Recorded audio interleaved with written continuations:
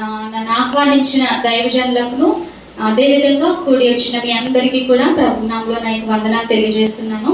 ఈ యొక్క సమయంలో చీకట్లో నుండి ఆశ్చర్యకరమైన తన వెలుగులోనికి మనల్ని తీసుకువచ్చిన దేవుడు మనం ఏమి చేయాలని కోరి ఉన్నారో దానిని మనము నిర్వర్తించాలి. ఆ పనిని మనం నిర్వర్తించాలి.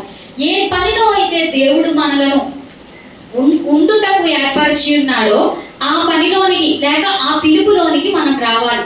మనందరికీ ఆల్టర్ కాల్ ఒకటి వచ్చింది. ఏమని? ప్రయాసపడి భారం మోసుకొంచున్న సమస్త జనులారా నా యొద్దకు రండి, నేను మీకు విశ్రాంతిని ఇస్తాను అనే పిలుపుని పట్టుకొని మనందరం కూడా దేవుని సన్నిధికి వచ్చి ఉన్నాము. యేసుక్రీస్తును రక్షకులుగా అంగీకరించి ఉన్నాం. అటు తర్వాత మనలను దేవుడు చీకటిలో నుండి పిలిచాడు. ప్రయాసపడి భారం వహించిన సమస్య జనులారా అని పిలిచినప్పటికీ మనం ఎక్కడున్నాము? చీకటిలో ఉన్నాం. చీకటిలో నుండి తన వెలుగులోనికి మనల్ని పిలిచాడు. పిలిస్తే వచ్చిన వాళ్ళమే మనము. పిలవకుండా, ఎవరు పిలవకుండా పిలవని పేరంటానికి వెళ్తే ఏమంటారు? అక్కడ మనం సిగ్గుపడవలసి వస్తుంది. నిన్ను ఎవరు రమ్మన్నారు? నువ్వెవరి తరపు? నువ్వు ఎందుకు వచ్చావు కదా? ఇన్ని లేకుండా పిలిచిన ఫంక్షన్కి లేకపోతే పిలిచిన దానికి మనం వెళ్ళినప్పుడు, ఆహ్వానించిన దానికి వెళ్ళినప్పుడు మనకు అక్కడ ఏముంటుంది? పిలిచాము కనుక వచ్చారు అనే గౌరవం మనకు ఉంటుంది. అలాగే ఈ లోకంలో ఉన్న మనల్ని కూడా దేవుడు పిలిచాడు. హల్లెలూయా. పిలిస్తే వచ్చిన వారమే గాని మనముగా వచ్చిన వారము కాదు. కనుక దేవుడు చీకటిలో నుండి వెలుగులోనికి మనల్ని పిలిచాడు. ఎందుకంటే తన గుణాతిశయములను ప్రచురము చేయు నిమిత్తము. యేసుక్రీస్తు కొరకు మనం ప్రకటించాలి అంటే ఏ రూపంలో మనం ప్రకటించగలము అని అంటే సువార్త రూపంలో మనం దేవుని కొరకు ప్రకటించగలం కదా. అంటే మనం ఏమి ప్రకటించుటకు దేవుడు పిలిచాడు? సువార్తను ప్రకటించుటకు మనలను పిలిచాడు. నేను సువార్త ప్రకటించలేను, నేను తగనిదానను, నాకు పిలుపు లేదు అనుకోవడానికి లేదు. దేవుని సన్నిధికి విశ్వాసులుగా వచ్చిన ప్రతి వారు కూడా సువార్తను ప్రకటించాలి. హల్లెలూయా. మీరు ఆల్రెడీ చూసాం కదా, పేతురు రాసిన మొదటి పత్రిక అని చదవాలి. 1 పేతురు అని చెప్పకూడదు. 1 పేతురు అని చెప్తే 2 పేతురు ఉన్నట్టు కదా. పేతురు ఒక్కడే, పత్రికలు 2. మొదటి పత్రిక, 2వ పత్రిక. 1 పేతురు, 2 పేతురు అని చెప్పకూడదు. ఓకేనా? పేతురు రాసిన మొదటి పత్రిక 2వ అధ్యాయం 9వ వచనం మనందరం చదువుకున్నాం. చీకటిలోని ఆశ్చర్యకరమైన వెలుగులోనికి మనల్ని పిలిచాడు. ఓకే, ఇప్పుడు ఒక పిలుపు ఓకే, ఆశ్చర్యకరమైన వెలుగులోనికి పిలిచాడు. ఆ పిలుపులోకి వచ్చిన మనము పేతురు రాసిన 2వ పత్రిక మొదటి అధ్యాయం 10వ వచనం చదువుకుందాం. అందువలన సహోదరులారా మీ పిలుపును ఏర్పాటును నిశ్చయము చేసుకొనుటకు మరి జాగ్రత్త పడుడి. హల్లెలూయా. అందరూ నాతో కలిసి మాట చెప్తారా? మీ పిలుపును ఏర్పాటును నిశ్చయం చేసుకొనుటకు మరి జాగ్రత్త పడుడి. హల్లెలూయా. ఈ మాటను అపోస్తలుడైన పేతురు తన పత్రికను వ్రాస్తూ మొదటి అధ్యాయం 1వ వచనంలో తనను తాను పరిచయం చేసుకుంటూ, యేసుక్రీస్తు దాసుడును అపోస్తలుడునైన సీమోను పేతురు మన దేవుని యొక్కయు రక్షకుడైన యేసుక్రీస్తు యొక్కయు నీతిని బట్టి మా వలనే అమూల్యమైన విశ్వాసము పొందిన వారికి శుభమని చెప్పి వ్రాయునది. హల్లెలూయా. పేతురు గారు ఏ విధంగా అయితే యేసుక్రీస్తు యొక్క నీతిని బట్టి ఆయన మీద ఉంచిన విశ్వాసమును బట్టి వచ్చారో, అలాగే మనమందరము కూడా మన నీతిని బట్టి దేవుని దగ్గరకు రాలేదు. మన క్రియలను బట్టి దేవుని దగ్గరకు రాలేదు. మనము చేసిన క్రియల వలన అయితే మనం దేవుని దగ్గరికి రాలేము. హల్లెలూయా. అంతే కదా, మనం చేసిన క్రియల వలన మనం దేవుని దగ్గరికి రాలేము. మన నీతిని బట్టి కాదు, కానీ దేవుని నీతిని బట్టి, అంటే యేసుక్రీస్తు నీతిమంతుడు కనుక ఆయన యొక్క నీతిని బట్టి మనందరినీ నీతిమంతులుగా తీర్చి, ఎవరైతే యేసుక్రీస్తు మీద, నీతిమంతుడైన యేసుక్రీస్తు మీద విశ్వాసం ఉంచారో వారి అందరికీ కూడా పేతురు గారు ఈ యొక్క పత్రికను రాస్తున్నారు. మా వలనే అమూల్యమైన విశ్వాసం పొందిన వారికి శుభమని చెప్పి రాస్తున్నాను. అందువలన సహోదరులారా అని పిలుస్తున్నాడు అందరినీ కూడా. యేసుక్రీస్తు దగ్గరికి విశ్వాసము ద్వారా వచ్చిన వారందరినీ సహోదరులారా మిమ్మల్ని పిలిచాడు. ఎక్కడి నుంచి పిలిచాడు? చీకట్లో నుండి పిలిచాడు. అది ఎక్కడ రాశాడు? పేతురు రాసిన మొదటి పత్రిక పేతురుగానే రాశారు. మిమ్మల్ని చీకటిలో నుండి ఆశ్చర్యకరమైన వెలుగులోకి పిలిచాడు. ఇప్పుడు మీరు ఏం చేయాలి? మీ పిలుపును, మీ ఏర్పాటును మీరు ఏం చేయాలి? నిశ్చయం చేసుకోవాలి. పిలిచాడు, ఎందుకు పిలిచాడో, ఎందుకు ఏర్పరుచుకున్నాడో దానిని మీరు కన్ఫర్మ్ చేసుకోవాలి. హల్లెలూయా, హల్లెలూయా. దేవుని దగ్గరికి వచ్చిన మనము ఆయన పిలిచిన పిలుపు ఎట్టిదో, ఆ యొక్క ఏర్పాటు ఎట్టిదో మనకందరికి వాక్యం తెలుసు. పిలవబడిన వారు అనేకులు, ఏర్పరచబడిన వారు కొందరే కదా. అనేకులు పిలువబడ్డారు, అనేకులు పిలువబడ్డారు. కానీ ఏర్పాటులో ఉన్నవారు మాత్రం కొంతమంది. అనేకులు యేసు ప్రభువును వెంబడించారు, కానీ ఏర్పాటులో ఉన్నవారు మాత్రం ఎంతమంది? 12 మంది. హల్లెలూయా. అందుకే చెప్తున్నాడు, మీ పిలుపును కన్ఫర్మ్ చేసుకోవాలి.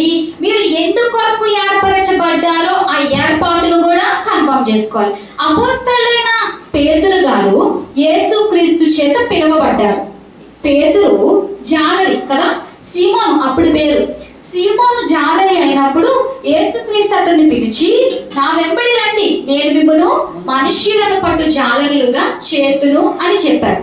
ఆ పిలుపును అందుకొని పేతురు గారు యేసుక్రీస్తు దగ్గరకు వచ్చారు. ఇప్పుడు పేతురు గారి యొక్క ఏర్పాటు ఏమిటి అని అంటే, యేసుక్రీస్తు చేత పిలువబడి యేసుక్రీస్తుతో కొంతకాలం ఉండి ఆయన వెంబడించి ఆయన దగ్గర నేర్చుకొని యేసుక్రీస్తు చేత అపోస్తలుడుగా ఏర్పాటు చేయబడ్డారు. హల్లెలూయా, హల్లెలూయా. సీమోను పేతురు జాలరిగా పిలువబడ్డాడు కదా, శిష్యుడిగా చేరాడు. తర్వాత యేసుక్రీస్తుకు స్నేహితుడిగా మారాడు. ఏదైనా యేసుక్రీస్తుని అడగాలి అంటే 12 మంది శిష్యుల్లో దుడుక్కుమని వెళ్ళేది ఎవరంటే పేతురే. ఎవరైనా ఏదైనా అడగాలి, డౌట్ ఉందంటే అడగమనేది నువ్వు అడగాలి. ఎవరిని తోసేవారు? పేతురుని తోసేవారు. ఈ పేతురు యేసుక్రీస్తుకి ఎంతగా మారిపోయాడంటే యేసుక్రీస్తుకి స్నేహితుడుగా మారిపోయాడు. హల్లెలూయా, హల్లెలూయా. ఆ యొక్క స్నేహితుడు అయినంత వరకు తీసుకువెళ్ళిపోయిన పేతురుని, పేతురుతో పాటు ఉన్న మిగిలిన 11 మందిని, 12 మందిని కలిపి యేసుక్రీస్తు వారికి అపోస్తలులు అని పేరు పెట్టారు. హల్లెలూయా. పిలువబడినప్పుడు వారు చేసుకునే వృత్తిలో ఉన్నారు. వారు యేసుక్రీస్తు దగ్గరికి పిలువబడి వచ్చిన తర్వాత వారు ఏమయ్యారు? శిష్యులుగా మారారు. ఇప్పుడు వారి ఏర్పాటు ఏంటి? అపోస్తలులు. హల్లెలూయా, హల్లెలూయా. మనమందరం అంతే. మనమందరము యేసుక్రీస్తు చేత చీకట్లో నుండి ఆశ్చర్యకరమైన వెలుగులోనికి పిలువబడ్డాము. పిలుపుని అందుకొని వచ్చిన మనము విశ్వాసులుగా ఇక్కడ కూర్చున్నాము. మనము ఎలా మారాలి? శిష్యులుగా మారాలి. శిష్యుని నుంచి స్నేహితులుగా మారాలి. స్నేహితుని నుంచి దేవుడు మనలను ఏ ఏర్పాటులో ఉంచి ఉన్నారో ఆ ఏర్పాటులోనికి దూకాలి. హల్లెలూయా. పేతురు దూకాడనే చెప్పాలి అపోస్తలత్వంలో. ఎందుకు తెలుసా? యేసుక్రీస్తు చనిపోయినంత వరకు నీ యేసుక్రీస్తుతో తిని యేసుక్రీస్తుతో త్రాగి నువ్వు మరణానికి వెళ్ళిపోయినా నీతో కూడా వస్తానని చెప్పిన పేతురు యేసుక్రీస్తు మరణమునకు అప్పగించబడుతున్న సమయంలో ఏమన్నారు? నీవు నాకు తెలీదు. ఆ యేసుక్రీస్తు ముందే చెప్పారు, నేను నీకు తెలీదు అని నువ్వు 3 సార్లు అబద్ధం చెప్తావు అని యేసుక్రీస్తు ముందే చెప్పారు. పేతురు ఎప్పుడైతే 3 సార్లు అబద్ధం చెప్పేశారో తర్వాత యేసుక్రీస్తు చూసిన చూపుకి పేతురులో పశ్చాత్తాపం కలిగింది. సంతాపపడి ఏడ్చాడు. తర్వాత పేతురు అనుకోని ఉండడా, నేను పనికిరాని సేవకని కదా, నేను సేవకి ఇన్ని 3.5 సంవత్సరాలు యేసుక్రీస్తుతో కలిసి తిరిగాను, తాగాను, అద్భుత కార్యాలు చూశాను. నేను వెళ్ళబడితే కూడా దయ్యాలు పారిపోయాయి ఆయన నామంలో కదా. శిష్యులు యేసుప్రభు దగ్గరికి వచ్చి, ప్రభా నీ నామంలో దయ్యాలు కూడా మాకు భయపడుతున్నాయని చెప్పారు. యేసుక్రీస్తు నామం ఉచ్చరించగా యేసు నామాలు పోవును కాబట్టి పోయాయి. ఇప్పుడు నేను ఏం చెప్పాను? యేసు ఎవరో తెలియదని చెప్పాను. నేను ఎంత భ్రష్టుడిని, ఎంత దుర్మార్గుడిని, ఎంత అపనమ్మకస్తుడిని అని పేతురు తనను తాను శపించుకున్నాడని రాయబడింది అక్కడ కదా. హల్లెలూయా.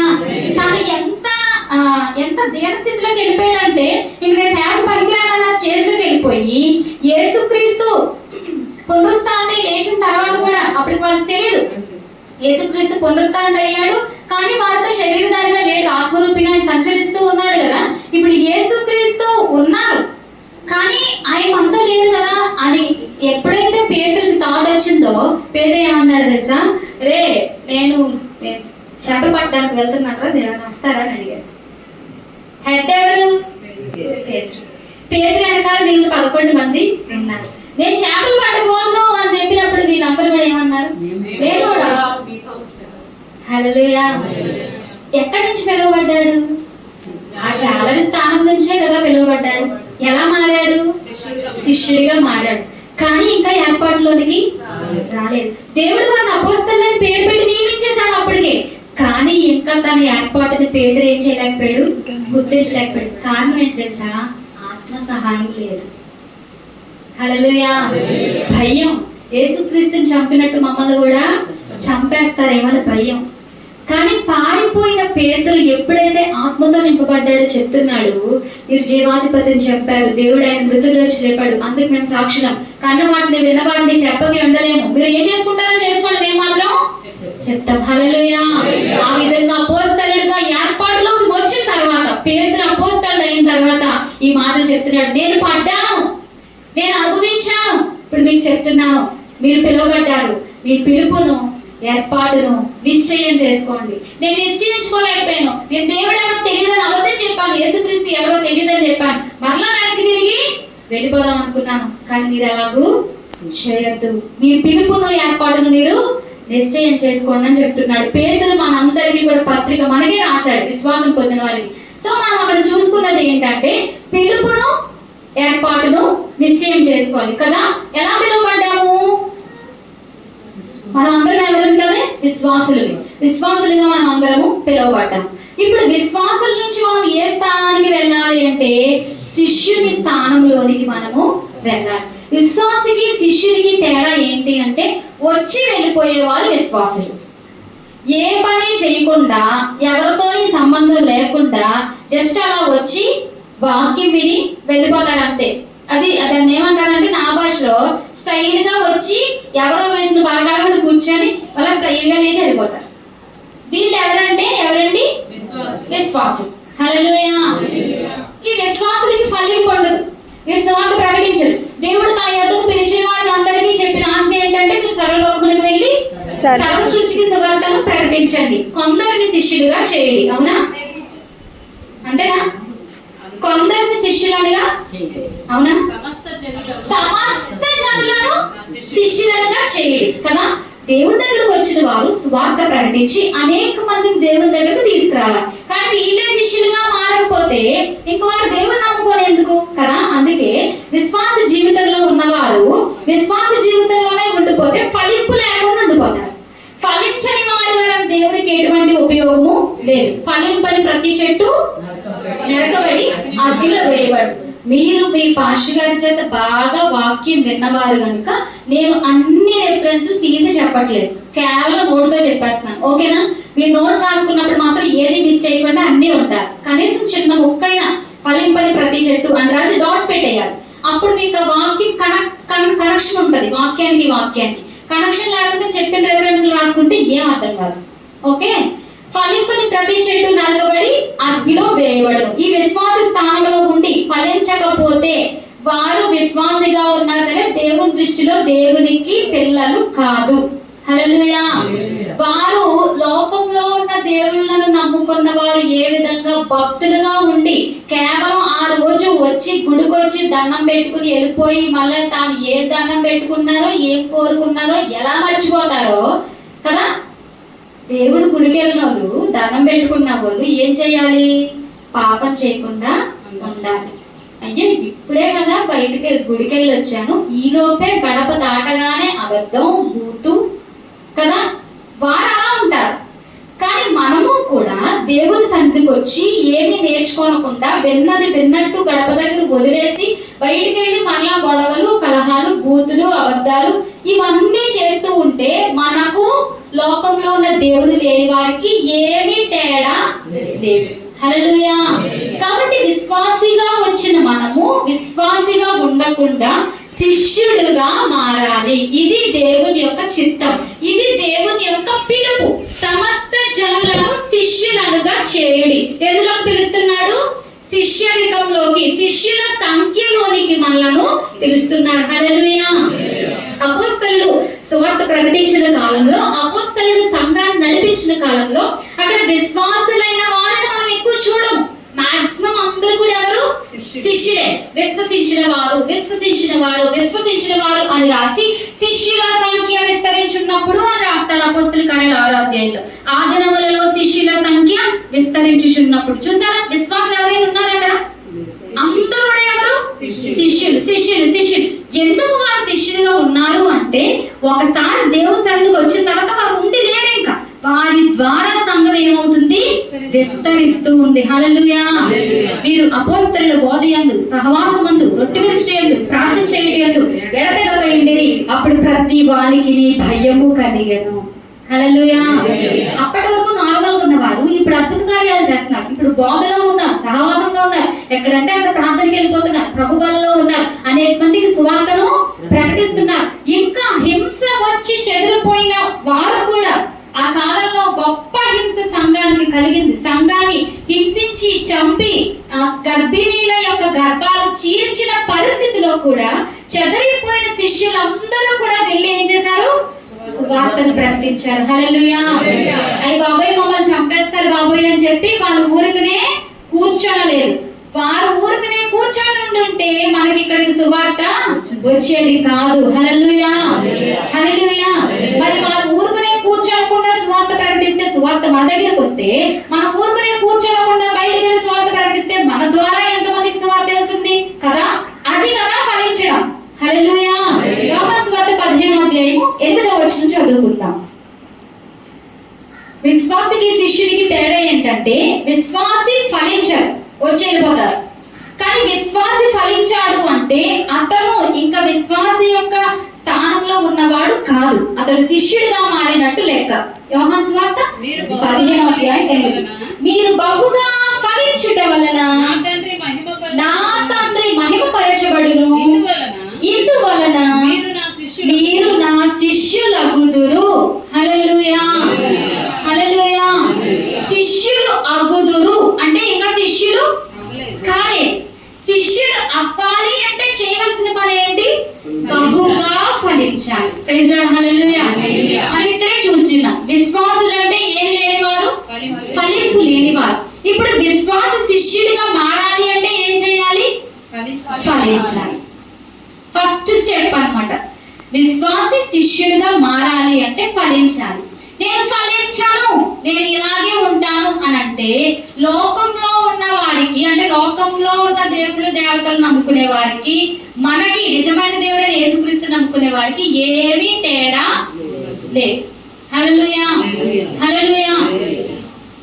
శిష్యుడిగా ఎప్పుడు మారుతాము? బహుగా ఫలించినప్పుడు. యేసుక్రీస్తు చెప్పింది ఏంటి? మత్తయి 28:19లో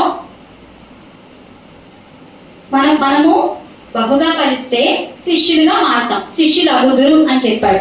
మనం శిష్యులు అయిన తర్వాత మత్తయి సువార్త 28:19 ఏమని చెప్పాడు?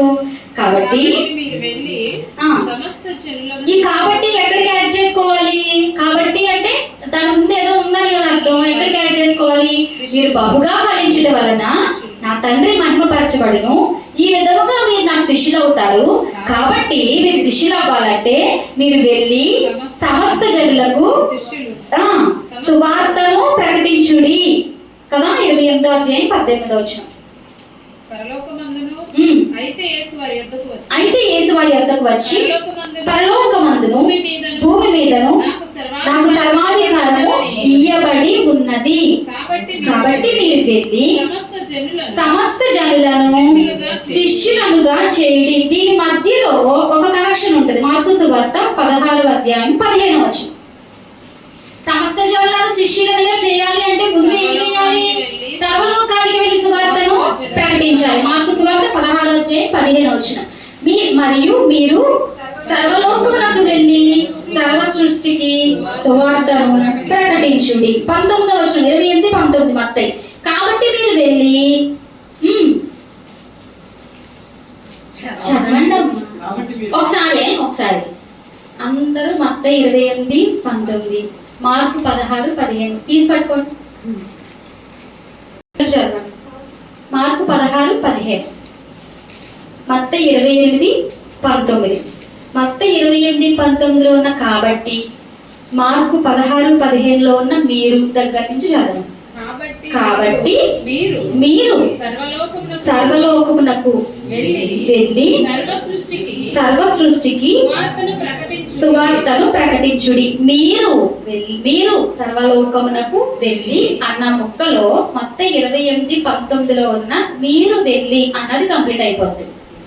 కాబట్టి మీరు సర్వలోకమునకు వెళ్ళి అన్న మత్తయి 28:19లో కాబట్టి మీరు వెళ్ళి అన్న రెండు మనం కనెక్ట్ చేసుకుంటే సర్వలోకానికి సువార్త అక్కడ ప్రకటించబడింది. మీరు వెళ్ళి ఎక్కడికి వెళ్ళి? సర్వలోకమునకు వెళ్ళి సర్వ సృష్టికి సువార్తను ప్రకటించుడి. ఇప్పుడు తర్వాత వర్డ్ మత్తయి 28:19లో కంటిన్యూ చేయాలి. సమస్త జనులను శిష్యులుగా చేయుడి. హల్లెలూయా. ఫస్ట్ ఏం ప్రకటించాలి? సువార్త. తర్వాత ఏం చేయాలి? శిష్యులుగా చేయాలి. హల్లెలూయా. సర్వలోకమునకు సువార్త ప్రకటించడమే మనం ఫలించడం. ఓకే, విశ్వాసిగా వచ్చాం. దేవుడు ఏం చెప్పాడు విశ్వాసిగా వచ్చినప్పుడు మనకి? మీరు శిష్యుడు అవ్వాలి అంటే మీరు బహుగా ఫలించాలి. సరే ప్రభా నేను ఫలిస్తానని చెప్పి దేవుని మాటను పట్టుకొని సర్వలోకమునకు వెళ్ళి సువార్తను ప్రకటించాము. సువార్తను ప్రకటించాము అని అంటే ఏం ఫలించింది? మనలో దేవుని మాట ఫలించింది. మనము ఫలించాము. మనము ఫలించినప్పుడు ఎలా మారాము? శిష్యులుగా మారాము. శిష్యులుగా మారిన తర్వాత ఏం చెప్తున్నాడు? మీరు వెళ్ళి సమస్త జనులను శిష్యులుగా చేయండి. హల్లెలూయా, హల్లెలూయా. ఒకవేళ సువార్త ప్రకటించలేదు అనుకోండి, మనం ఎలా మారలేము? శిష్యులుగా మారలేము. ఎందుకంటే మనలో ఫలింపు లేదు. హల్లెలూయా. కొరింథీయులకు రాసిన మొదటి పత్రిక 9వ అధ్యాయం 16వ వచనం మనం చదువుకున్నట్లయితే, కొరింథీయులకు రాసిన మొదటి పత్రిక 9వ అధ్యాయం 16వ వచనం.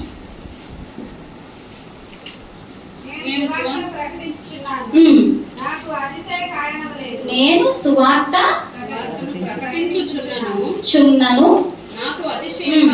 ప్రకటించుచున్నాను, నాకు లేదు.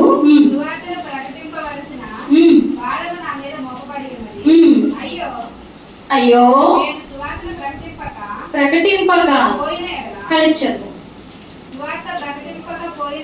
వార్తను ప్రకటింపకపోయిన ఎడల నాకు అందరు తీసారా? ఇప్పుడు అందరు కలిసి ఆ బుక్ చదవండి. నేను అన్న దగ్గర నుంచి చదవండి. నేను ప్రకటింపకపోయిన ఎడల నాకు శ్రమ. దానిపైన సువార్తను ప్రకటింపవలసిన భారము నా మీద. ఒకసారి అందరు గుండెలపై చేసుకుని చెప్తారా? అందరు గుండెలపై చేసుకొని, నేను సువార్తను ప్రకటింపవలసిన భారము నా మీద మోపబడి ఉన్నది. అయ్యో నేను సువార్తను ప్రకటింపకపోయిన ఎడల నాకు శ్రమ. హల్లెలూయా, హల్లెలూయా. సువార్తను ప్రకటిస్తే ఫలిస్తాం, ప్రకటించకపోతే శ్రమ కదా. ఏం బెటర్? హల్లెలూయా. సువార్త ప్రకటించడం అంటే ఫలించం, ఫలించకపోతే శ్రమ అని చెప్పాడు. నరకబడి అగ్నిలో ఇంకా దేవుని నమ్ముకొని వ్యర్థం అయిపోయి కదా. దేవుని దగ్గరకు వచ్చిన తర్వాత శిష్యులుగా మారాలి అని అనుకున్నా అనుకోకపోయినా సువార్తను ప్రకటిస్తే అనేక మందిని రక్షిస్తే చాలు, నువ్వు శిష్యుడుగా అయినట్టే. నిన్ను ప్రత్యేకించి పేరు పెట్టి పలానా వాళ్ళు శిష్యులు అని చెప్పాల్సిన అవసరము లేదు. నువ్వు శిష్యులుగా సమర్పించుకోవాల్సిన అవసరము లేదు. నువ్వు సువార్త ప్రకటించావంటే నువ్వు విశ్వాస స్థానం నుంచి ఎక్కడికి వచ్చేసావు? శిష్యుల స్థానంలోకి వచ్చేసావు. హల్లెలూయా. ఇక మనం పట్టుకోవాల్సింది ఏంటంటే ఏర్పాటును పట్టుకోవాలి. సువార్త అందరూ చేయాలి, సువార్తికులు మాత్రమే సువార్త చేయరు. ఓకే, సువార్తకు పిలువబడిన వారు మాత్రమే సువార్త చేయరు. వాళ్ళు చేసేది వేరు, పాత్ వేరు. కానీ దేవుని దగ్గరకు వచ్చిన వాళ్ళందరూ ఖచ్చితంగా ఏం ప్రకటించాలి? సువార్త ప్రకటించాలి. హల్లెలూయా. మనం ప్రకటించిన తర్వాత మారుతారా, మారరా, రక్షింపబడతారా, రక్షించబడతారా, అదంతా సెకండరీ. అసలు మనకు అనవసరం. అది మనం చెప్పామా లేదా? హల్లెలూయా.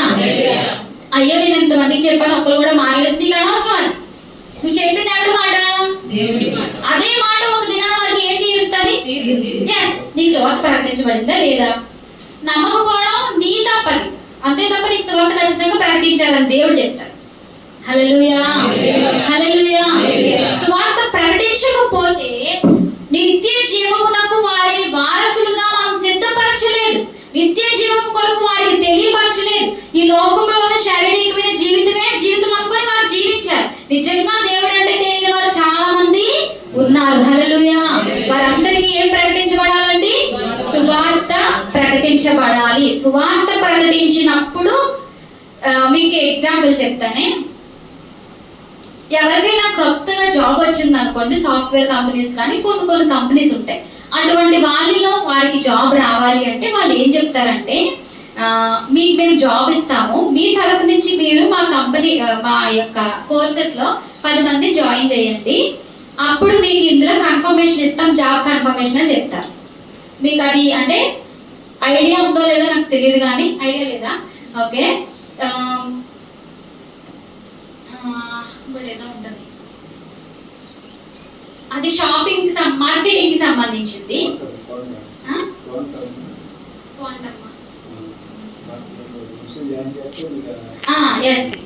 ఒక మనిషిని జాయిన్ చేస్తే వీళ్ళు కొనుక్కున్న ప్రొడక్ట్స్ ఫ్రీ అన్నమాట. ఇప్పుడు నేను ప్రొడక్ట్స్ కొనుక్కోవాలనుకోండి, నాకు కొన్ని వస్తువులు కావాలి, నేను ఆ షాపింగ్ చేసి కొన్ని వస్తువులు నేను కొనుక్కోవాలి అని అంటే, నేను కొనుక్కోవాలంటే డబ్బులు అవ్వకుండా ఫ్రీగా నాకు రావాలంటే ఒక వ్యక్తిని నేను అందులో జాయిన్ చేయాలి, అంటే వాళ్ళు కొనుక్కునేలా చేయాలి.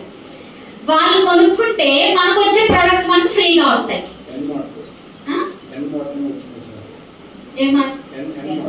ఎన్మార్ట్, ఇలా చాలా ఉన్నాయి. ఎన్మార్ట్ ఇలా కొన్ని ఉన్నాయి అన్నమాట. సేఫ్ షాప్ అని ఒకటి ఉంది. సేఫ్ షాప్ లో కూడా సేమ్ ఇదే జరుగుతుంది.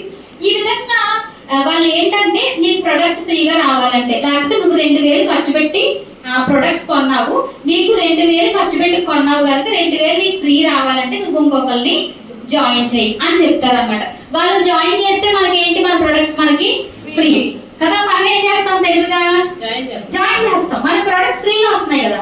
వాళ్ళు ఎంత పెట్టి కొనుక్కుంటారో వాళ్ళు వేరే వాళ్ళు జాయిన్ చేస్తే వాళ్ళకు ఫ్రీ ఉంటుంది. ఆ విధంగా అందరికి ఫ్రీ రాదు. ఇప్పుడు మనం జాయిన్ చేసాం కదా, 2000 పెట్టి కొనుక్కున్నారు అనుకోండి, మనకు ఫ్రీ వచ్చింది. వాళ్ళు కొంటారు, మీరు 2000 పైన పెట్టి కొనుక్కోండి, అప్పుడు మీకు మిగిలిన ప్రొడక్ట్స్ ఫ్రీగా ఇస్తామని. అర్థమైందా? ఆ విధంగా వాళ్ళు ఎప్పుడైతే ఒకరిని జాయిన్ చేశారో సేఫ్ షాప్ లో లేకపోతే ఆ యొక్క మార్కెటింగ్ లో వారు భాగం అయిపోయినట్టు. సేమ్ ఇక్కడ అలాగే మీరు శిష్యుడిగా మారాలా, మీకు ఆఫర్, ఆ ఆఫర్ మీరు నెరవేర్చాలి. ఏంటంటే మీరు సువార్త ప్రకటించాలి. సువార్త ప్రకటించి ఇంకొకరు తీసుకురండి, అప్పుడు మిమ్మల్ని శిష్యుడిగా కన్ఫర్మ్ చేస్తాం. హల్లెలూయా, హల్లెలూయా. మార్కెటింగ్ ఫైర్లో కూడా ఉంది కదా, మౌత్ మార్కెటింగ్, సువార్త చెప్పడం ద్వారా. హల్లెలూయా. సో విశ్వాసిగా వచ్చిన వారు ఫలింపు లేనివారు, విశ్వాసిగా వచ్చి ఫలించిన వారు శిష్యుడిగా మారినవారు. మీరు ప్రత్యేకించి శిష్యుడు అనే బిరుదు ఏమి పెట్టవలసిన అవసరం లేదు, వారు శిష్యుడే. బైబిల్ గ్రంథంలో అందరూ మాక్సిమం అపోస్తలులతో కలిసి తిరిగిన వారు, యేసుక్రీస్తుతో కలిసి తిరిగిన వారు అందరూ కూడా శిష్యుడిగానే చెప్పబడ్డారు. హల్లెలూయా.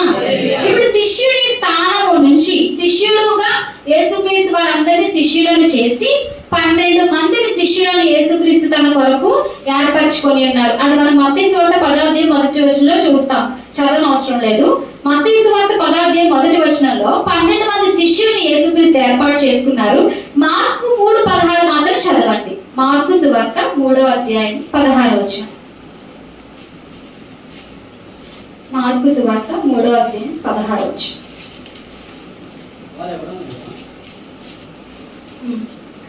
13 నుంచి చదవండి. 3:13. ఆయన కొండెక్కి తనకిష్టమైన వారిని పిలువగా వారు ఆయన యొద్దకు వచ్చిరి. వారు తనతో కూడా ఉండునట్లును దయ్యములను వెళ్ళగొట్టు అధికారము గలవారై సువార్త ప్రకటించుటకును వారిని పంపవలెనని ఆయన 12 మందిని నియమించెను. హల్లెలూయా, హల్లెలూయా. కొండకి తనకిష్టమైన వారిని పిలువగా వారు ఆయన యొద్దకు వచ్చిరి. వారెవరు అంటే 16వ వచనం. వారెవరగా, ఓకేనా, అది అక్కడికి కనెక్షన్. ఆ వారు అంటే వారు చాలా మంది కాదు, 12 మంది. ఆ 12 మంది పేర్లు కూడా అక్కడ చెప్పాడు. వారిని ఎందుకు పిలిచాడు? 14వ వచనం. వారు తనతో కూడా ఉండునట్లు. హల్లెలూయా. శిష్యుడిగా చేరిన ప్రతి వానికి కలిగి ఉండవలసిన మొదటి లక్షణం ఏంటంటే దైవజనునితో ఉండుట. హల్లెలూయా. దైవజనునితో ఉండుట. వారు తనతో కూడా ఉండునట్లును. 2, దయ్యములను వెళ్ళగొట్టు అధికారము గలవారై సువార్త ప్రకటించుటకును వారిని పంపవలెనని ఆయన 12 మందిని నియమించెను. హల్లెలూయా.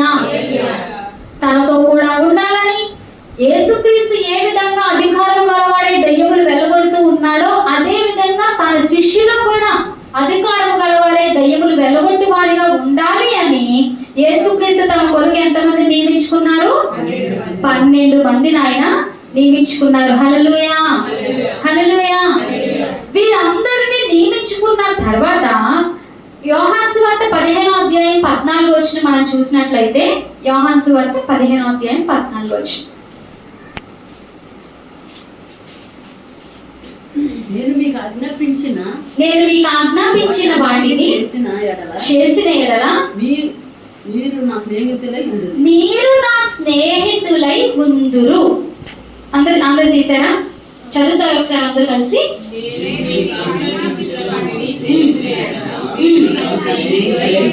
Very good. హల్లెలూయా. ఫస్ట్ శిష్యులుగా మారాలి అంటే ఏం చేయాలి? ఫలిస్తే శిష్యులు అవుతారని చెప్పాడు. ఎలా ఫలించాలో కూడా చెప్పాడు. సర్వలోకమునకు వెళ్ళి సర్వ సృష్టికి సువార్తను ప్రకటించండి, మిమ్మల్ని ఎక్కడ చేరుస్తాను? శిష్యుల సంఖ్యలో చేరుస్తాను. శిష్యుల సంఖ్యలో యేసుక్రీస్తు చేర్చిన వారు ఎవరితో ఉన్నారు? యేసుక్రీస్తుతో ఉన్నారు. దయ్యములను వెళ్ళగొట్టే అధికారం కలిగిన వారై ఉన్నారు. ఇప్పుడు యేసుక్రీస్తు 15:16లో 15:14లో ఏం చెప్తున్నారు? ఇప్పటి వరకు మీరు నేను చెప్పింది చేశారు.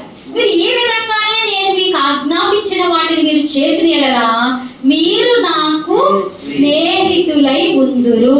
హల్లెలూయా.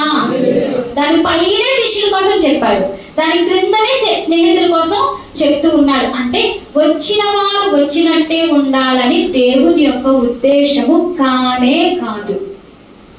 హల్లెలూయా, హల్లెలూయా. ఓకే, రాసుకున్నారా? కొంచెం టైం ఇస్తున్నా. ఇప్పుడు ఇక్కడ వరకు డౌట్ లేదు కదా? చెప్పండి. విశ్వాసి స్థానంలో వచ్చారు, శిష్యులుగా మారారు, అక్కడి నుంచి స్నేహితులుగా మారారు. శిష్యులుగా మారడానికి ఏం చేయాలి? సువార్త ప్రకటించాలి. వారిని శిష్యుల సంఖ్యలో చేరుస్తారు. ఇప్పుడు శిష్యులు స్నేహితులు అవ్వాలి అంటే ఏం చేయాలి? ఆజ్ఞాపించిన వాటిని అన్నిటినీ చేయాలి. అప్పుడు స్నేహితులుగా మారతారు. హల్లెలూయా. ఒకడు తన స్నేహితునితో మాట్లాడినట్లుగా దేవుడైన యెహోవా మోషేతో మాట్లాడెను. హల్లెలూయా, హల్లెలూయా. మోషే దేవుడు పిలువగా వచ్చిన వ్యక్తి. అతను శిష్యుడుగా ఉన్నాడు దేవుని దగ్గర నేర్చుకున్నాడు. దేవుని దగ్గర నేర్చుకుని మొత్తం ఇశ్రాయేల్ ప్రజలందరినీ నడిపించాడు. వారందరినీ దేవుని తను తిప్పి వారికి ఒక సంఘ కాపరిగా నాయకుడుగా అతను ఉన్నాడు. అటు తర్వాత దేవుడు మోషేని ఏం చేశాడంటే, నేను చెప్పింది వాళ్ళకి చెప్పు అని ఒక నాయకుడిగా నియమించినప్పుడు దేవుడు చెప్పిన ప్రతి ఒక్కటి కూడా తప్పకుండా అన్ని మోషే చేసినప్పుడు, నేను మీకు ఆజ్ఞాపించిన వాటిని చేసిన మీరు నాకు స్నేహితులై ఉందురనే వాక్య ప్రకారం దేవుడు మోషే ఇద్దరు స్నేహితులుగా ఉన్నారు. హల్లెలూయా, హల్లెలూయా. దేవుడు మనకు స్నేహితుడు అవుతాడా? అవును, స్నేహితుడు అవుతాడు. ఎప్పుడంటే ఆయన ఆజ్ఞాపించిన ఆజ్ఞాపించిన వాటిని మనం చేసినప్పుడు మనకు దేవుడు స్నేహితుడు అవుతాడు, దేవునికి మనము స్నేహితులం అవుతాం. హల్లెలూయా, హల్లెలూయా. ఇక్కడ వరకు ఓకే. ఇక్కడ నుంచి ఏం చేయాలంటే ఏర్పాటులోనికి దూకాలి. ఎందులోకి దూకాలి? ఇంకా నేను ఇక్కడే ఉంటాను, ఇంకా సంఘంలోనే ఉంటాను, ఇంకా పాస్టర్ మొహమే చూస్తాను అంటే అవ్వదు. ఇక ఏం చేయాలి? ఇక్కడి నుంచి స్నేహితులుగా మారిన తర్వాత ఏర్పాటులోకి వెళ్ళాలి. యేసుక్రీస్తు స్నేహితులుగా మారిన శిష్యులు ఇంకా అక్కడే ఉండిపోయారండి? అక్కడే లేరు. వారందరినీ యేసుక్రీస్తు అపోస్తలులుగా నియమించారు. చూస్తారా? లూకాసు వార్త 6:13. లూకాసు వార్త 6:13.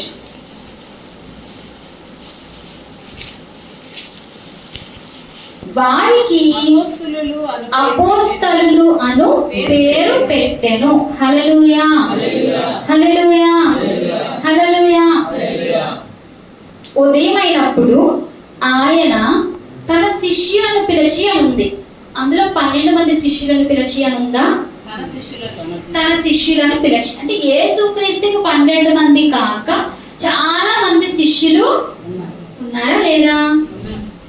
యోహాను సువార్త 4:1. యోహాను కంటే యేసు ఎక్కువ మందిని శిష్యులుగా చేసుకొని చాలు మనకి. ఓకే, ఇప్పుడు యేసుక్రీస్తుకి 12 మంది కాక శిష్యులు ఉన్నారా లేదా? ఉన్నారు. ఎంతమంది శిష్యులు ఉన్నారు చెప్పలేదు. చాలా మంది శిష్యులు యేసుక్రీస్తుకి ఉన్నారు. ఆయన ఉదయమైనప్పుడు శిష్యులను తన యొద్దకు పిలిచి వారిలో 12 మందిని ఏర్పరచి. చూసారా అక్కడ వర్డ్ కరెక్ట్ గా? ఏర్పరచి. ఇప్పటి వరకు వారు పిలుపులో ఉన్నారు, ఇప్పుడు ఎందులోకి వెళ్ళాలి? ఏర్పాటులోనికి వెళ్ళాలి. హల్లెలూయా. ఏర్పరిచి వారికి అపోస్తలులు అను పేరు పెట్టెను. హల్లెలూయా, హల్లెలూయా.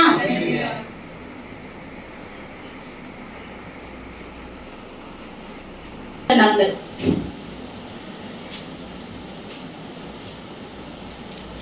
విశ్వాసులు, శిష్యులు, స్నేహితులు. ఇక్కడ వరకు మీరు ఎక్కడున్నారు? పిలుపులో ఉన్నారు. ఎక్కడున్నారు? మనం మెయిన్ మూలవాక్యం ఏంటి? పిలుపును, ఏర్పాటును నిశ్చయం చేసుకోవాలి. వారు పిలువబడ్డారు.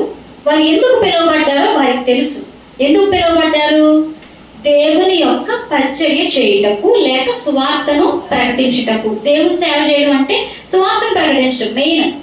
దేవుని నమ్ముకున్నారంటే వాళ్ళందరూ ఏం ప్రకటించాలి? సువార్తను ప్రకటించాలి. కాబట్టి దేవుని చేత పిలువబడ్డారు. వారి పిలుపు తెలిసిపోయింది. ఇప్పుడు దేనిలోకి రావాలి అంటే ఏర్పాటులోనికి రావాలి. ఓకే, ఈ ఏర్పాటులోకి వచ్చేటప్పటికి 12 మందిని యేసుక్రీస్తు ఏర్పరిచి వారికి అపోస్తలులు అని పేరు పెట్టి వాళ్ళందరినీ అపోస్తలులుగా నియమించారు కదా. ఇలాగే యేసుక్రీస్తు దగ్గరకు చాలా మంది వచ్చారు శిష్యులు. యోహాను 4:1 చదువుకున్నట్లుగా చాలా మంది శిష్యులు యేసుప్రభు దగ్గరకు వచ్చారు. కానీ వారందరూ ఎందులోకి రాలేదు? ఏర్పాటులోకి రాలేదు. అందుకే చెప్పబడిన మాట, పిలువబడిన వారు అనేకులు, ఏర్పాటు చేయబడిన వారు కొందరే.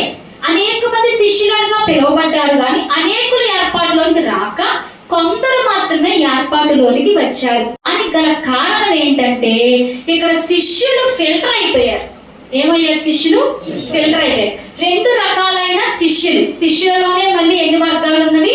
2 వర్గాలు ఉన్నాయి. ఒకటి దేవుని మాటను ఉన్నది ఉన్నట్టు తీసుకొని దానిలో నిలిచి ఉండే శిష్యులు. ఓకే, రెండవది దేవుని వాక్యంలో నిలిచి ఉండగా బయటికి వెళ్ళిపోయే శిష్యులు. వాళ్ళు శిష్యులే, వీళ్ళు శిష్యులే. హల్లెలూయా. శిష్యుల్లో మళ్ళీ ఎన్ని రకాలు ఉన్నవి?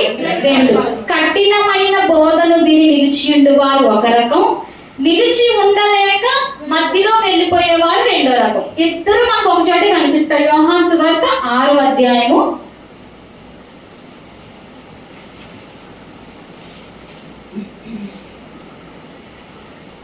60వ వచనం ఫస్ట్ చదువుదాం. 6:60. యోహాను సువార్త 6:60.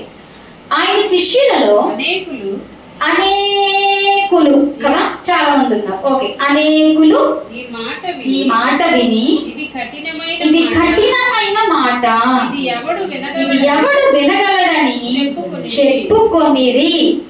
హల్లెలూయా. ఏమని చెప్పుకున్నారు?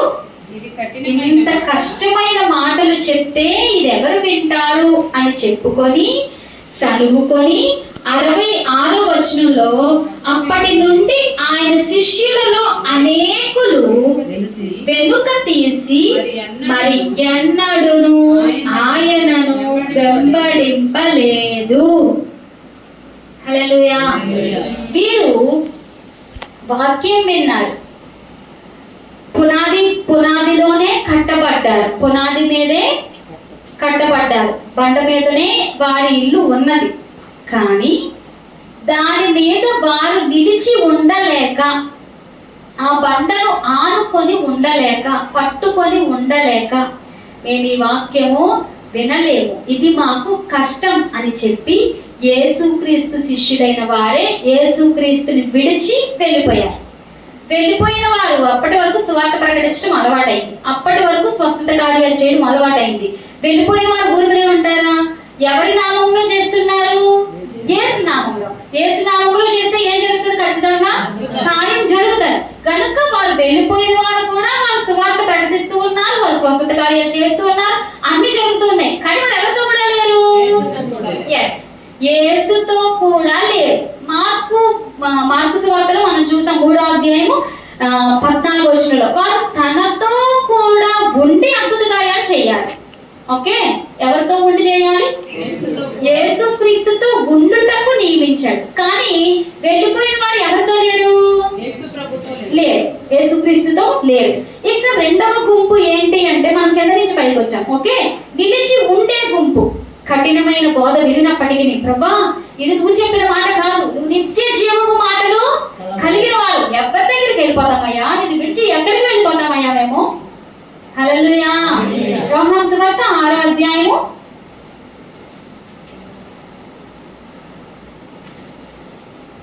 68. సీమోను పేతురు, ప్రభా ఎవరి యొద్దకు వెళ్ళుదుము? నీవే నిత్య జీవపు మాటలు. ఈ నిత్య జీవపు మాటలు కఠినమైన వారి విడిచిపెట్టిన వారు కొందరైతే, ఇవి నువ్వు నీ అంతట నువ్వు చెప్పిన మాటలు కాదు, నువ్వు చెప్పిన మాటలు నిత్య జీవపు మాటలు, మేము దాన్నే పట్టుకొని ఉంటామని ఉన్నవారు కొంతమంది. హల్లెలూయా. నిలిచి ఉన్న శిష్యులు యేసుతో కూడా ఉండి, యేసుతో కూడా అద్భుత కార్యాలు చేసి, యేసుక్రీస్తు చేత అపోస్తలులుగా పిలువబడి, యేసుక్రీస్తు చేత పంపబడి భూదిగంతముల వరకు విస్తరించారు. నిలిచి ఉండని శిష్యులు యేసుతో కూడా ఉండకుండా భూదిగంతములు విస్తరించారు. నిలిచి ఉన్న వారి దగ్గర, నిలిచి ఉండి యేసుక్రీస్తు బోధ విని బయటకు వెళ్ళిన వారి దగ్గర కఠినమైన బోధ ఉంది. యేసుక్రీస్తుతో నిలిచి ఉండక కఠినమైన బోధ ఎవడు వినగలడని చెప్పుకొని వెళ్ళిపోయిన వారి దగ్గర అద్భుత కార్యాలు ఉన్నాయి, కఠినమైన బోధ లేదు. హల్లెలూయా. హల్లెలూయా. ఐడియా వచ్చుంటుంది చాలా మందికి.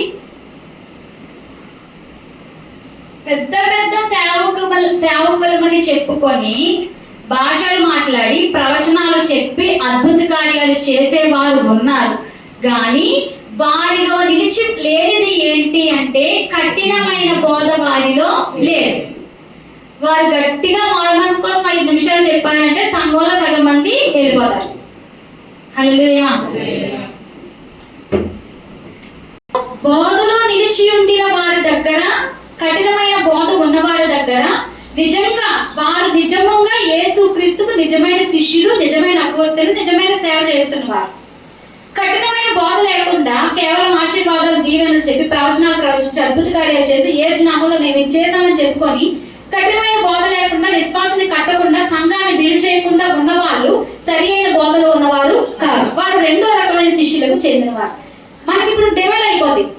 ఎవరు కఠినమైన బోధను బోధిస్తారో వారు మాత్రమే యేసుతో కూడా ఉండిన వారి బోధను విన్నవారు.